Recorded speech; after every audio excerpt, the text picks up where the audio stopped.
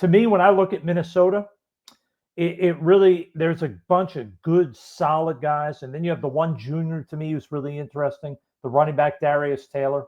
Um, you first mentioned him to me and brought it to my attention a while back. And when you look at Taylor play, this is a really good football player. He's thickly built, about 215, 20 pounds, 5'11" and change, runs hard with the ball, good instincts, has a feel for what's going on. The added bonus is he's a weapon in the passing game, catches a lot of balls out of the backfield. And in today's NFL, where the running back catching the ball out of the backfield is a huge weapon, breaking down opposing defenses, he's a valuable guy. I think he's a quicker than fast guy. I think he has decent short area quickness. I do question the burst. There are times when you see the hole open and he goes to hit it and a guy gets him right before he gets through it.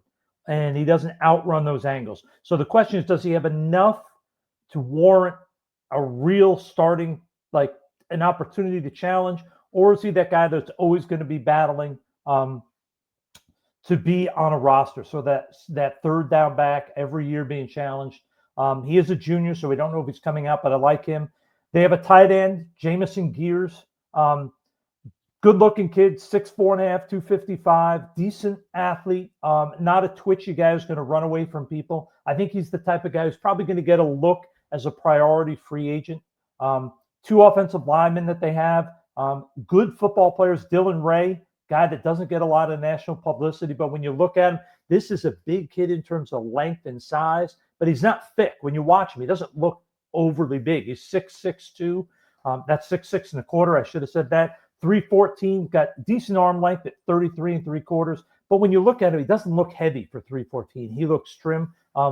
He's a guy that I think is going to be a possible late round consideration, but definitely a PFA type guy. And then playing right next to him, Marcellus Marshall, another big kid, 6'5 and 7/8, 326, more of a physical, powerful kid. Not sure athletically how he's going to handle the NFL, the quickness, the explosive guys who can threaten shoulders. But this kid's a good football player. I think he's going to be an undrafted free agent and get a shot. And they have two D tackles, very different body types. You have Devin Eastern, is just a huge human being, 6'5.5", 315, 33, almost 34-inch arms. You talk about a guy that looks the part coming off the bus. This is the guy you want, big, long. He can lock guys out, powerful. He's going to be a mid-round pick, I think. There's a lot to like in him. Playing right next to him, sort of the unheralded guy on the Minnesota defense, is a kid named Jalen Logan Redding, 6'3.5", 285. High effort, quick kid, can run. Just not sure where he fits at the next level because he isn't big. And when guys get hold of him, they can control him a little bit. And I don't know, although he's quick and although he's a good athlete, I don't know if he's quick enough to be that Geno Atkins type 285-pounder that can get penetration. But when you watch him play, this kid plays hard. He's a good athlete. He's around the ball. He's the type of guy that, to me, often gets in as an undrafted guy, sticks on the practice squad, and 2 years later, he's on the roster. Somebody gets hurt. He gets in the lineup, and all he does is make plays. He's probably never going to be an impact guy, but he's going to be that guy that coaches love and that they can't get rid of. And I don't mean that as a bad way, but that tells you about a kid's intangibles and competitiveness and having just enough talent to be there. The coaches can't get enough of them. They love kids like this. So I like what they have. They don't have any frontline elite day one or two guys to me. Maybe Eastern could slip into the bottom of the third, but I think it's more like day three and priority free agent guys. Yeah, for me, it's all about Anthony Smith, the long, strong pass rusher. Underclassman, yep. This guy, I mean, he wrecked Rutgers. He's been making plays in the backfield all season long. Now he's getting by on his natural strength and just high motor. This guy just doesn't stop coming at you. We're talking about pressures on the quarterback. Maybe needs to develop some of the pass rush repertoire and become more of a finisher because the sack total isn't as high as it could be when you take a look at how often he's getting into the backfield. But you talk about the length and the get off. He reminds me of a guy coming out of Louisville, Yaya Diaby, who's with the Tampa Bay Buccaneers right now. I remember Diaby, I think it was down at the Senior Bowl, was just winning on length and get off. And I think that's what Anthony Smith brings to the table. And this is a guy you probably pluck in the mid rounds, you develop him a little bit. He comes in as a situational pass rusher, but golly, you cannot teach the physical acumen of the one Anthony Smith. He's a really good looking player. And I think he's going to provide tremendous value because of, I believe, the strong edge rusher class this year.